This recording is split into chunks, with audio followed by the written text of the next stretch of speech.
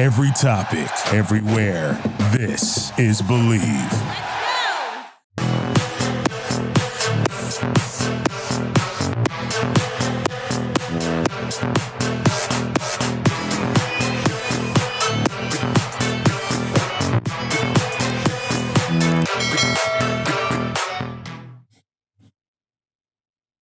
Hello and welcome to the Hoosier Football Tailgate Signing Day Special.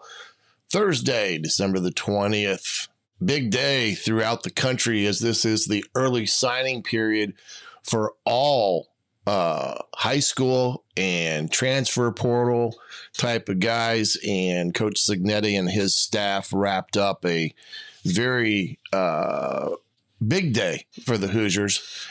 Securing thus far, I would imagine around 24, 31, can't remember off the top of my head, commitments for the day. I know that he did reference that there were approximately, 5 to 7 others that were in bowl games that they were not going to announce until after their bowl game had been completed.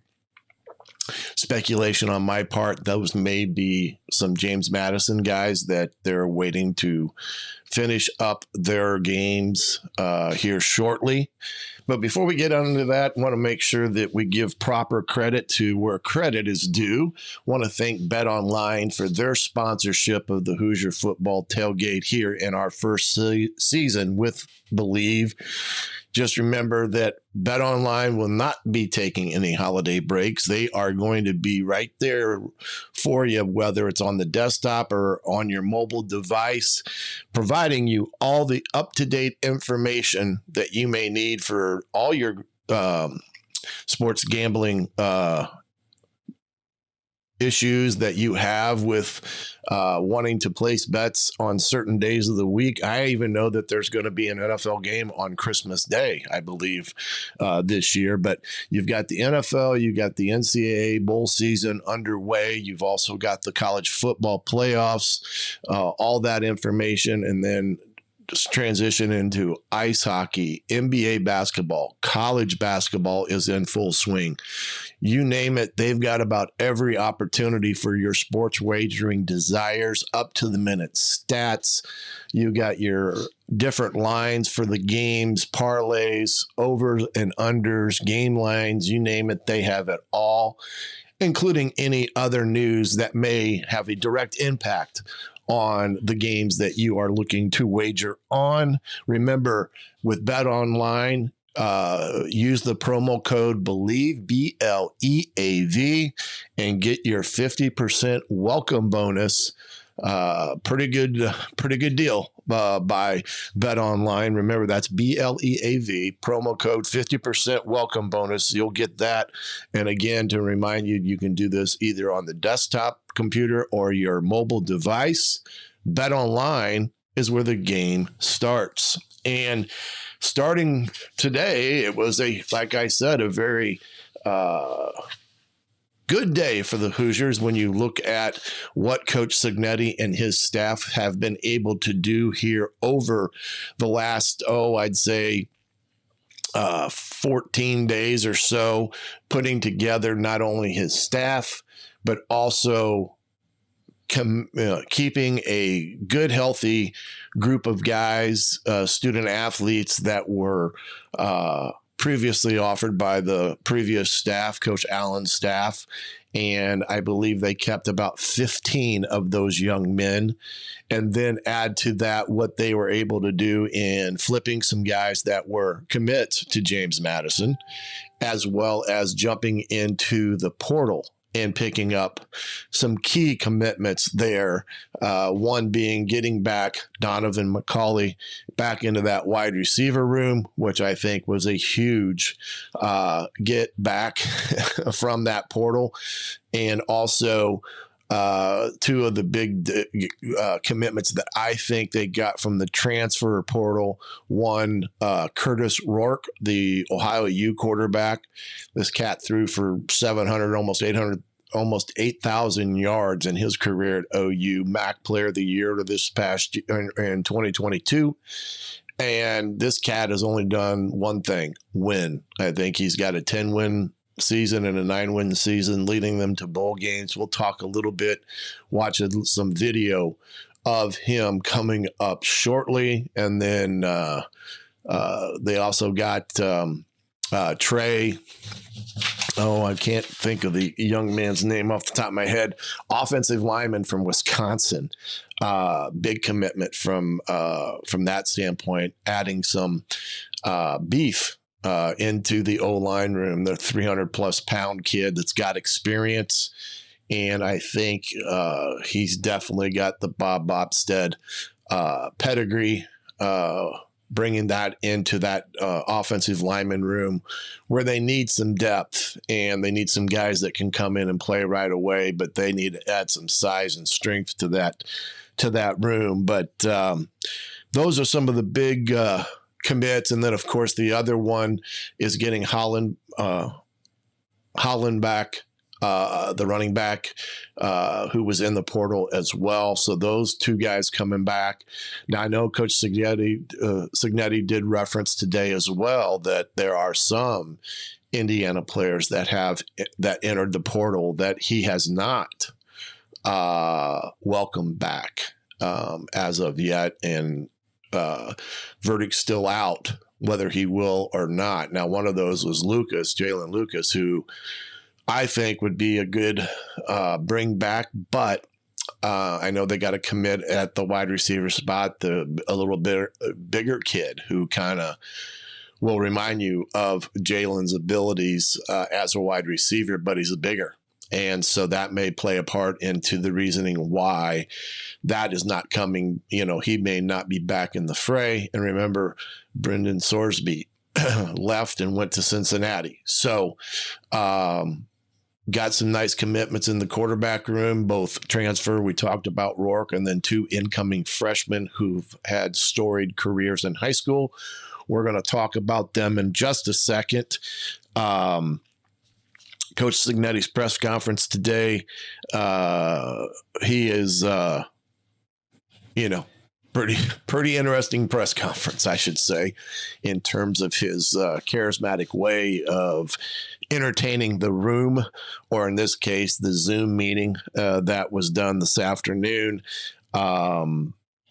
The one thing he did point out is Tyler Cherry, the quarterback from Center Grove, the only 4-star on that group of commitments, is going to be a mid-year enrollee. So he will be a part of the program moving forward once January hits. And that is a huge opportunity for that young man to come into a quarterback room that he'll have an opportunity from the get-go to compete, because that's one thing that Coach Cignetti did emphasize today, that nobody has been promised anything, including those that have transferred into the program. Everything will be earned, and they're going to get a full baptism by fire, so to speak, when they get back from this Christmas holiday break and have the opportunity to get Coach Cignetti's expectations as they progress through the winter months.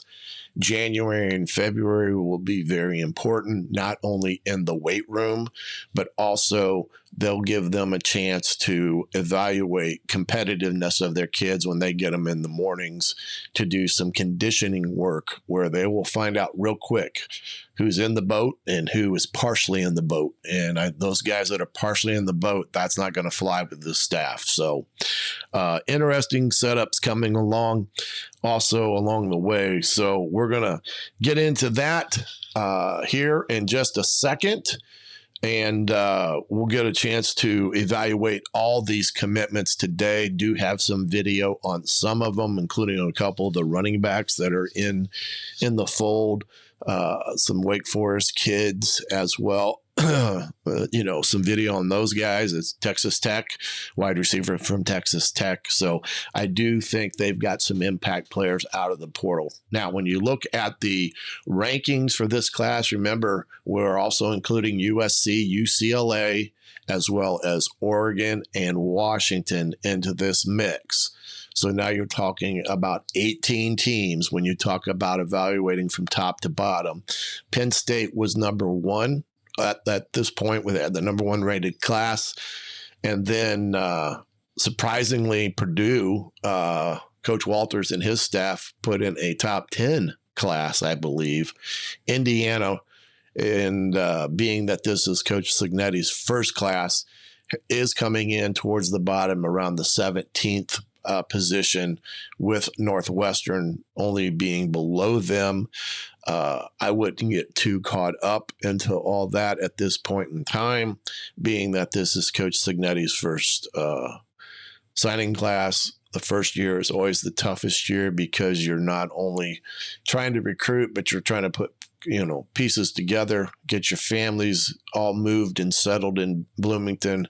Coach Cignetti said he has been burning the midnight oil, so to speak, so burning the candle at both ends, that his sleep has been very, I guess you could say, varies from night to night, saying that he had been putting in some hours up until 11, 12 o'clock at night there at the office, and also made mention today that he had damaged or blew out a tire on his rental or his donor vehicle, and that he may have dozed off, which I'm not sure that's what you really want to say at a press conference when you're talking about a car that's being loaned to you that's probably $70,000, $80,000 car. But some ask, well, why is he in the office from 5:30 in the morning and talking about it and about how ladies work? And well, those are the hours that coaches keep, especially when you're a new staff into a new building. You got to look at it. He's evaluating kids on tape from this, not only the kids that are here, but he's evaluating tape on the kids that, of course, they recruited and bringing in. He's evaluating portal kids that may still be available.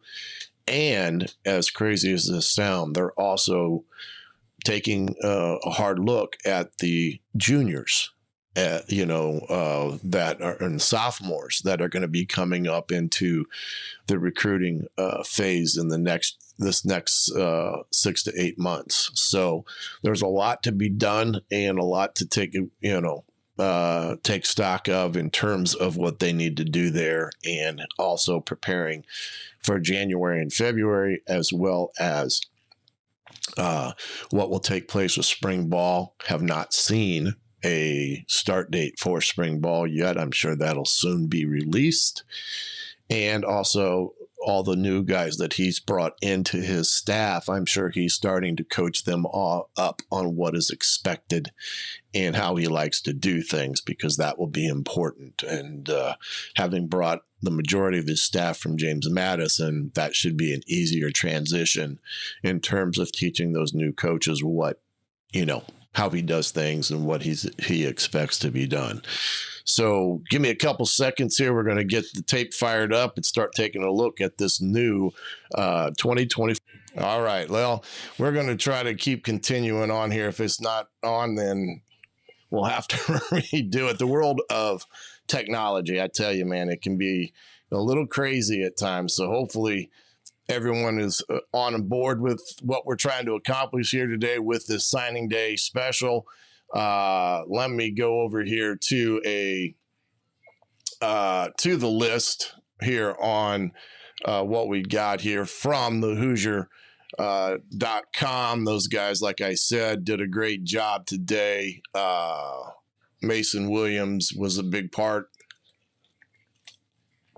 of all that today. But anyway, Miles Gross was a top receiver for O'Rourke at Ohio U.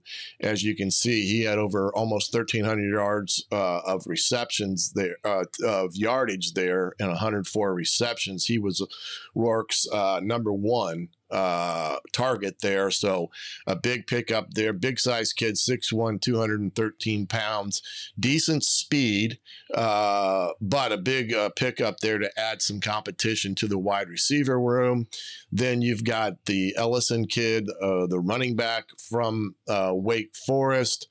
I do believe, I do have some video on him. So let's, kind of watch some of this from that perspective. I think he's got decent speed. He's a kind of a thick kid that I think will, again, earn you those hard yards in that regard. He had a really good game against Georgia Tech. As you can see there, 137 yards carrying against Georgia Tech this year. Good feet. I think he moves well side to side. Here's a good little jump cut in the hole where he found daylight and was able to get a first down, which I thought was a pretty good run. When you evaluate running backs, yeah, you're looking for the guys that can burn it and has got great speed, but you're also looking at guys that can make those cuts and then get vertical. And, here's another good job of him getting to daylight and then getting vertical up the field and getting as many yards as he can. You don't want to see running backs that have a tendency to have happy feet and like to jump in and out of a hole too much. You want to see guys to make a cut, make that decision, and go. Here's kind of an inside zone premise where they didn't block right. Great move there. And then he gets another, 10, 12 yards down the sideline on his own. But you can see he's a, high motor guy that does well, gets in and out of the hole very quickly. He does a great job on this run. You can see, decent size when he cuts the ball back and things of that magnitude. He does maintain his speed. Again, out of the backfield, catching the football. Again, just, some good promise there with him adding to that running back room. And I think getting Trent back in the fold there was going to be a big help for Indiana when it comes to competition in that room with Holland coming back into the fray. That was a nice re-enter into the Hoosiers program there when that was announced. But Ellis going to be a good player, rushed for over 1,900 yards, 15 touchdowns, 43 games. So you can see, again, good, solid performance there at Wake.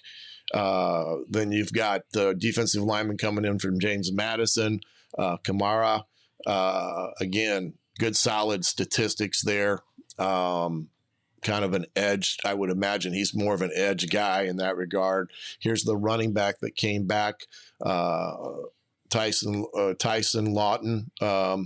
Big size back, 2,600 yards. I mean, he has a lot of experience coming in from where he came. James Madison, they flipped him back to Indiana. I do believe he played at Stony Brook for a while as well.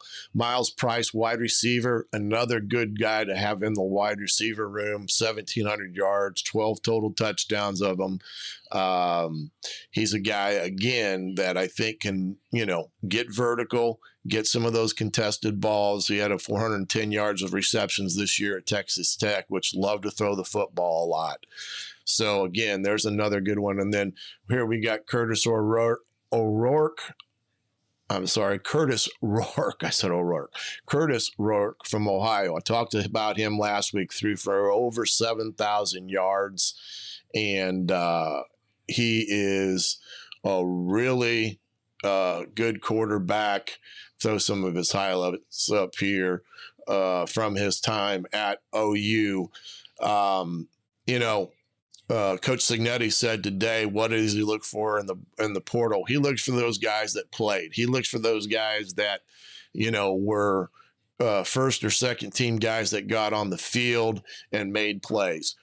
Curtis is a guy that's played a lot of football, and he says he knows how to play quarterback. And I think that means to me he's a guy with a lot of experience. And you can see in some of his throws that he makes, good, solid fundamentals, especially in the pocket.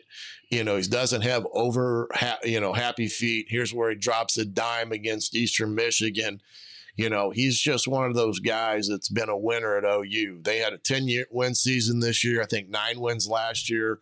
He's led them to bowl games, but more importantly, he is a winner.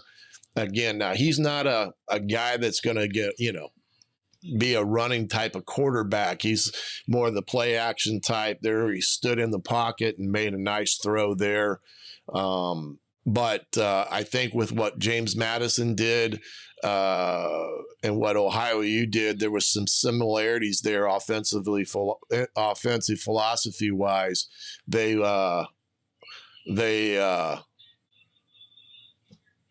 liked what he had to show in terms of what he brought to the table. But again, he's just one of those guys that is a winner. And, Ohio U used him in different ways. You can see there was some trickeration. Again, I like the fact here's what, this time here, he turns a drop back in a quarterback draw. And that's just smart football. Can run the option. But that wasn't his main throw. These throws that this kid makes are, and sometimes your jaw just drops. There's another one he puts on the money. And I've watched him for 2 or 3 years when they've been on Macations, like on Tuesday nights. And you just like his mannerisms, his kind of grace under pressure and way he does things as a quarterback and as a leader. And how he throws the football with some precision and accuracy. And that's the one thing that stuck out to me is that for his career, he completed somewhere in the neighborhood of 68% of his passes. He was the 2002 MAC Offensive Player of the Year. So I think this was a great get for Coach Cignetti and Tino, in that offensive group, Coach Shanahan, what they'll be able to do with this kid's abilities. But like Coach Cignetti said, the one thing is he knows how to play quarterback, and that to him stood out. Now, in that quarterback room is going to be great competition because you got Rourke coming, you got 2 freshmen coming in Mendoza and Tyler Cherry, who was the only 4-star recruit. And of course, you got Taven Jackson in that room as well as Brock Lowry. Now, Coach Cignetti did say that Cherry is going to be a mid-year enrollee. So, in that regard, you're going to have a lot of competition this spring in that room. And Curtis will just be a part of it. Now, like Coach Cignetti said, nothing was promised. Nothing is a given. He's got to come to Indiana, walk into a quarterback room with some other talented kids and go compete for the number 1 spot. And everybody's on the same plane. So I thought this was a huge get for Coach Cignetti. And then the other big get, those offensive linemen, which I think Coach Bobstead helped out quite a bit with. Trey Weedig. This cat is a big fella, 6'7", 315 pounds. IU did lose 2 of their guys in the portal, one to Colorado, one to Oregon. But getting this kid to come in, I'm sure Coach Bobstead was pleased to get him, as was Coach Cignetti. Because they're getting a really good offensive lineman. And Coach Bobstead being familiar with Trey, that had a big part of it. So big get there. I thought Rourke and Trey were the 2 top gets from the portal outside of Donovan because of what they needed to bring in. And I do think they still need to bring in a couple more offensive linemen in what's remaining out there. We'll see what happens. Keyshawn Williams, wide receiver from Wake, got some video on him. We'll just throw up here quickly. Again, add into the a guy that's going to add to the wide receiver. And Winston-Salem as well as Keyshawn Williams makes this catch. Receiver for Wake. And, they were a spread and throw it all over the place type of guy. But I like his quicks. He's got good vertical speed, I think. And then, of course, I think he's quick sideline to sideline. So another nice pickup for the room. Of course, Jay Sean being in the portal, I think this is a good replacement. I think he's a little bit bigger. Again, this is against Liberty, who was a very good defense this year. and this cat went up and down the field on him, made it some, there's a great contested throw on a 50-50 ball in double coverage. He went up and got it.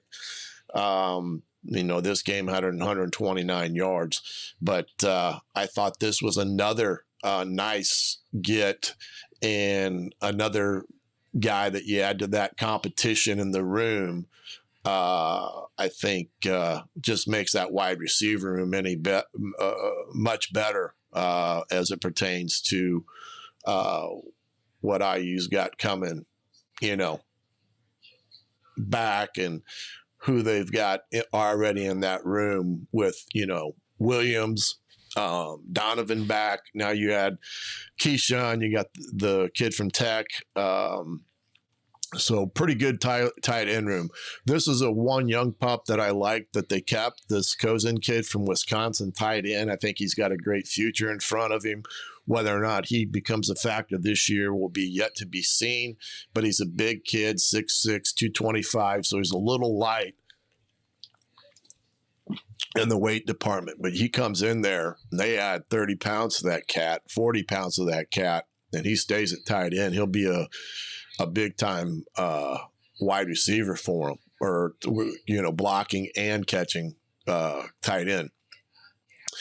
Henderson, another young pup out of North Carolina. He's one guy that they did flip from James Madison, DB.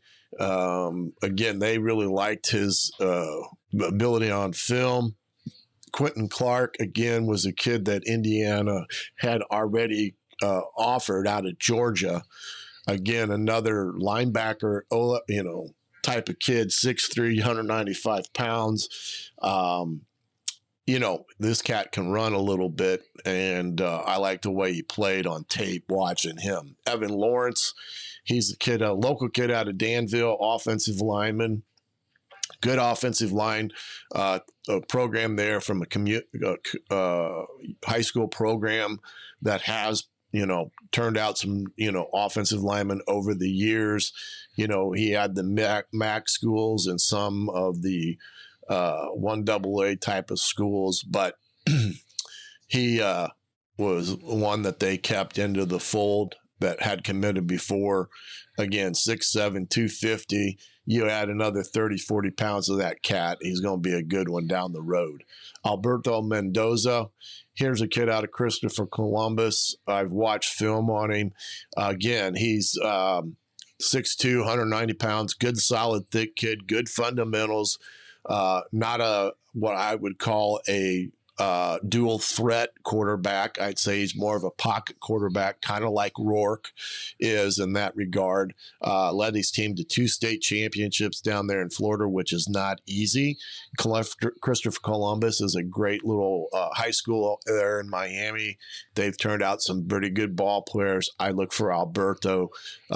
He'll come in and compete now. I think he's a kid that's got that mindset that even though he's a freshman, he don't care. He's going to come in and compete. Now, he will not be a mid-year enrollee, and from that standpoint, he's got be a little bit behind the 8 ball when he comes in terms of his development in the offense. But this kid's got a good solid head on his shoulder, threw for over 2,000 yards this year, 22 touchdowns, and really high percentage. Speedway kid, Eugene was a recruit that they kept in the program, committed to the Hoosiers. Again, offensive lineman, 6'5", 270. Big, solid kid.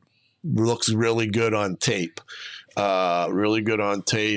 Strong, and moves his feet really well. So I think this is a good pickup in the offensive line category.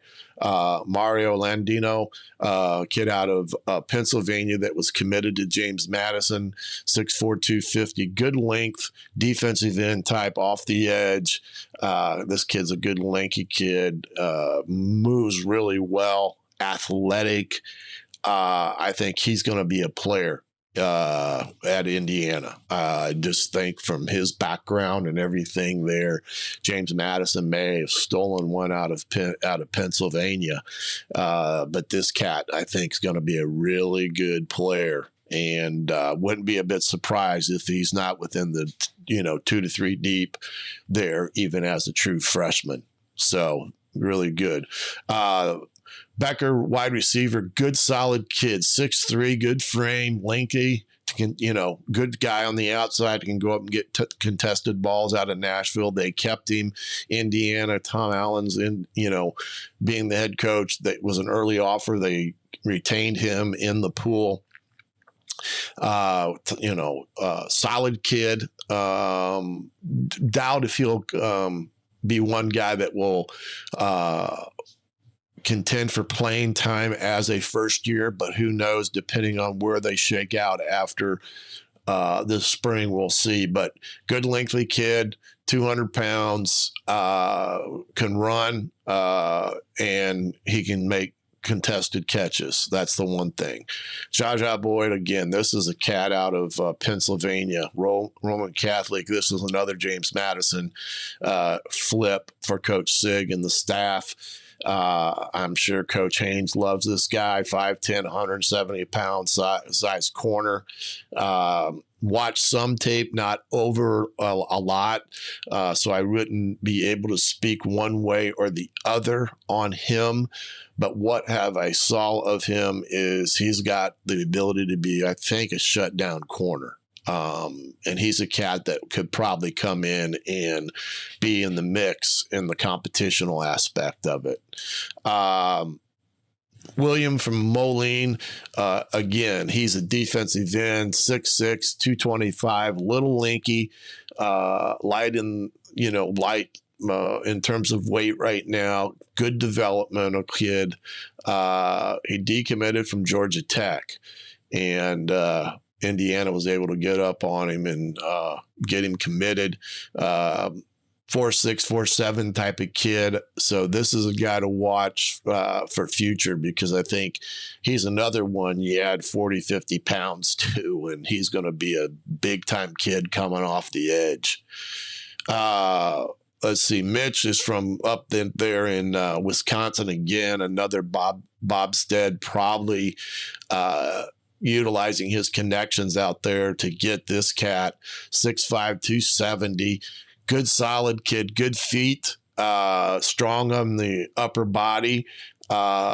He's a guy that can add some depth to one of the areas that Indiana really lacks depth in, is that offensive line. Hopefully you don't have to play a true freshman. Now, if he comes in and beats everybody out and he's one of your top 4 or 5 guys, then so be it. But again, a room in much need of not only depth but competition. And that's the one thing. Martin, running back from Fishers. Now, this kid's the one kid, 5'11", 195 pounds, 200.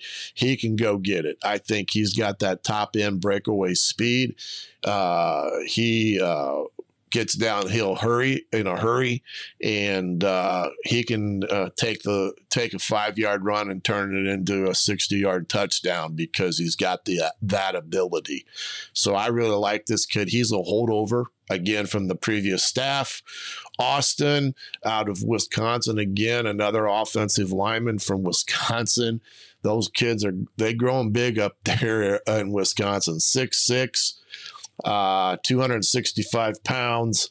Again, a room that needs a lot of competition. It just got, better in that regard. So I think it's one of those situations where Bobstead had some kids up there in the Wisconsin area that he really liked, and were able to get him in the hopper. Daniel, another defensive end, 6'3", 220 out of Georgia. He's another kid that I liked on tape. Physical, has some speed, very hard to contain one-on-one in a pass rush situation. So keep an eye on Daniel. Tyler Cherry, well, here's the young man out of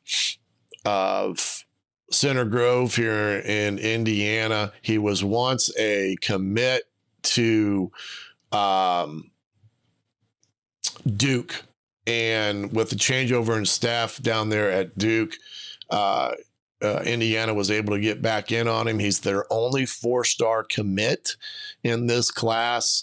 Now, one thing about Tyler and Center Grove, their offense isn't your traditional offense because they do some wing T stuff, but this kid is got I call it got it. Really good arm, good touch, throwing the ball down the field. Here's another long ball that he throws, but delivery, his footwork. Here's a good look of him taking it off, and then look at that throw. I mean, that's a Patrick Mahomes type of throw. But this cat can be special, and you can see why Duke recruited him. Smart, good grades, and on top of it can sling it. But you can see his footwork in the pocket. He's very calm and composed, and he finds guys open down the field. He doesn't get overly excited. Again, he is not a dual threat type of quarterback. I'm not saying he can't run the football, but he's a more prolific drop back, throw it, and has the mobility to make some things happen out on the edge. Now, he's made some throws here that I would advise against at the college level because those will get picked. But got to work on a little bit of the ball security. Ball when he runs has a tendency to be out there quite a bit. But he threw for a bunch of yards, and he has been, highly sought after last year into this year. And understand, he was a teammate of Taven's. Taven would have been his senior year.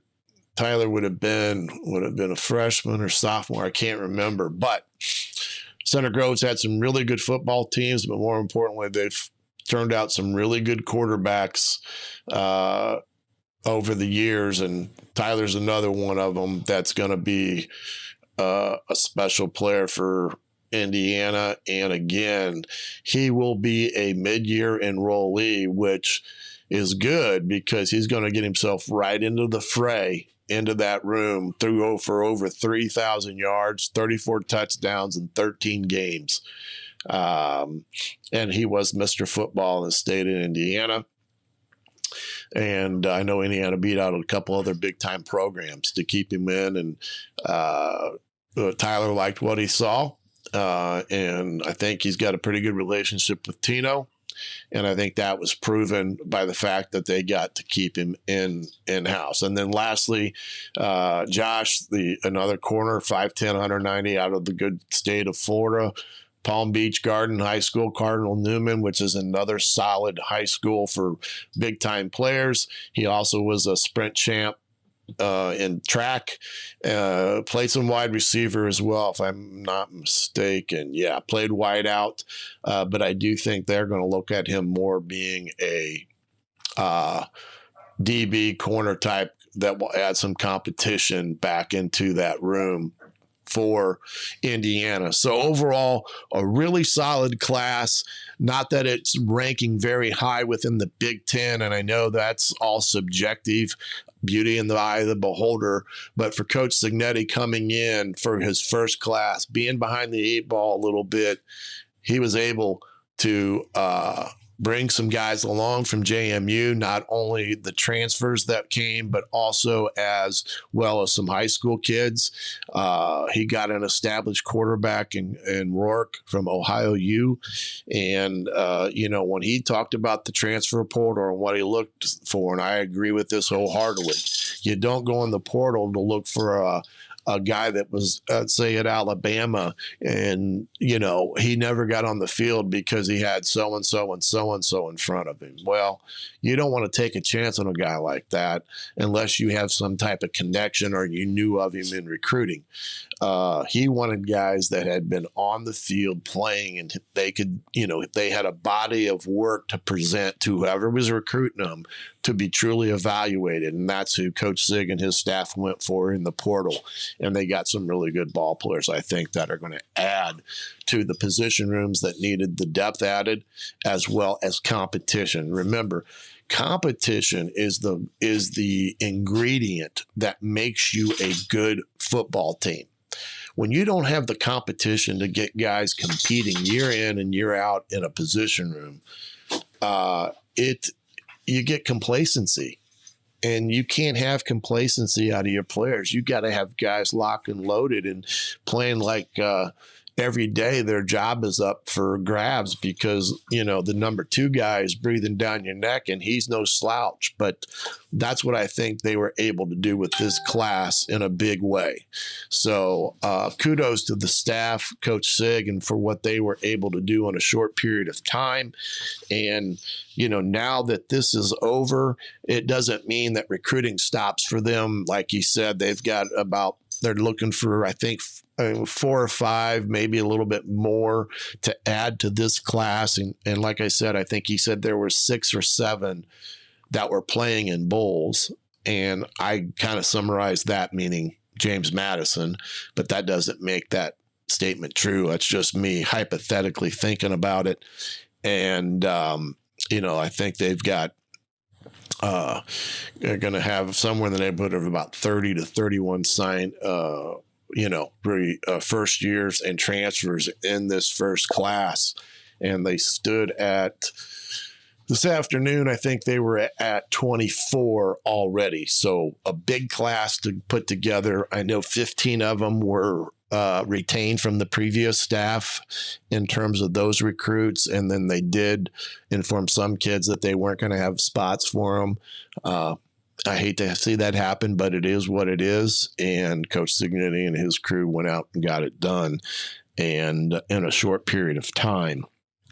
But the quarterback room, I think, is going to be very strong in the spring. You've got Taven and Lowry, who are the 2 guys remaining. Sorsby, remember, he went in the portal, and he is at Cincinnati. So those are the 2 guys that are in the quarterback room. Taven's the only one that has a lot of true experience this past year, but it's going to be a situation where he's going to have to go compete against some talented guys that are coming in. 2 of them, Rourke, and then, of course, a kid that was a teammate of his, Tyler Cherry, who's a mid-year enrollee. That's going to be an interesting competition this spring to keep an eye on to see how things develop. I know there was some chatter that Taven, if things didn't pan out, would transfer. Well, if he does, he'll have to sit a year. So I'm not sure it's advantageous for him to do that, because then he essentially loses a year of playing and plus eligibility. So that may not be the best thing for him unless he transfers down, I believe. Then he can be immediately eligible, like to, Illinois State or North Dakota State or one of those type of schools. But they got competition in the room that I like, and I like this Rourke kid. I think he's got something to him, and hopefully he can bring some of that with him from Ohio, and he's got his main target coming with him too in the wide receiver room. Plus keeping Donovan in that room, what that kid did this year when he went in the portal, you kind of sunk a little bit, because you thought, where's a cat that didn't have anything at the beginning of the year, but really came into himself. So them keeping him, I think, is a good sign of things to come. The running back room, I think, is going to be loaded room. Great competition, especially getting Holland back into the fray. Again, went into the transfer portal, liked what Coach Sig and his staff were doing, and what they had to say. They got him back. And remember, Coach Sig had about $3 million in NIL money as well to utilize with not only some of the kids that potentially are coming in, like a Tyler Cherry, for instance, but also the guys that were here. And I'm sure he utilized those dollars wisely in that regard. Wide receiver room, it's really, I think, really going to be a great competition room. We talked about those guys that are coming in, Price and some other guys that are on their way in from different sizes, different, contributions that they can provide at different spots. I think they got guys that can go up and get contested footballs down the field. I think they got guys that are fast that can, challenge teams vertically. And then I think they got guys that are shifty and quick that can do things with the ball in their hands very quickly. So that's going to be positive as well. What's next for Coach Cig and his staff as they move forward? Well, they're going to continue to work with some of these recruits until they get what they, have out there fully committed. Good time for them to break and take a breath as a staff before, the kids are break, that are off campus. And I believe now you run into a dead period at this point in time, chance to recharge the batteries. Because when they come back in January, baby, it's going to be full speed ahead. There is not going to be any time to take off. No days off when they come back. They'll meet as a group. He'll lay out his plan of expectations moving forward in January. He did talk very adamantly about his strength coach and what he brings to the table. And how that all plays its part into these equations moving forward. January and February will be heavily in the weight room and conditioning. This will be a time for them to just find out who's in the boat and who's not, or who needs to have a talking to about either you're either both feet in the boat, but having one foot in the boat and one outside of it. That ain't going to work. And that's what January and February will be for, because all eyes will be on the kids that are on campus. They're going to be evaluated every single day in every way, from classroom attendance to academics to what they do in the weight room when the eyes aren't on them by the coaching staff and just the strength staff's there. And then the conditioning, which I would imagine Coach Cignetti will probably do in the morning. Being that he has a little bit of throwback to him. I remember those days at 6 o'clock in the morning as a coach, bright and early, going in and getting after it for a good hour or so. But that's where you grow as a team, and you find out who's going to compete only when eyes are on them, and who's got to be discussed in terms of whether you want to be a part of it or you must take a look at other opportunities because you're not going to make it. And January and February would be full of that. And then, of course, spring ball, I'm sure the dates of that will be released relatively soon because spring ball, is within the next 90 days, I would imagine. So a lot of fun things to think about, talk about, digest, evaluate, all those good things. I will keep you abreast of everything that I can come about and, gather from my contacts down at Indiana, as well as those in the outskirts, finding out what is occurring or, going on. Pigs.com, Hoosier.com. Those guys do a great job as well. Just a note and reminder for those that are in the Fort Wayne area, tomorrow and Friday, I will be on the Sports Rush from 4 to 6, subbing in for Brett Rump. We'll have a lot of discussion about Indiana football, talk a little bit about Purdue. They had a pretty good class put together. I think they were top 10 in the class evaluations in the Big Ten, top 10 class for Coach Walters. We'll talk a little bit of IU basketball. Them getting by Moorhead. But tune in 4 to 6 right here in the Fort Wayne area, 1380 The Fan, 100.9 FM. You can also hear that online if you got the TuneIn app. Also, tomorrow I will be on Jim Cole in the Indiana Sports Beat Radio. You can catch me there on his show that goes on YouTube as well as throughout the state of Indiana. I'm sure we'll talk about Coach Cig and his press conference, as well as some of this that we just digest tonight. Again, thanks to Bet Online for sponsoring this Hoosier Football Tailgate. Much appreciated. Remember, use that code BLEAV, BLEAV, to receive your 50% welcome bonus. Have a great and safe Happy holidays, Merry Christmas, Happy New Year. A lot of things on the docket as we turn to the page on to 2024 and what will the Hoosiers be as a football program as Coach Cignetti gets both of his feet on the ground running now and his staff. Stay tuned to the Hoosier Football Tailgate. We'll keep you up to date. I'm the coach Shannon Griffith. This has been the Hoosier Football Tailgate on BLEAV. Good night, everybody.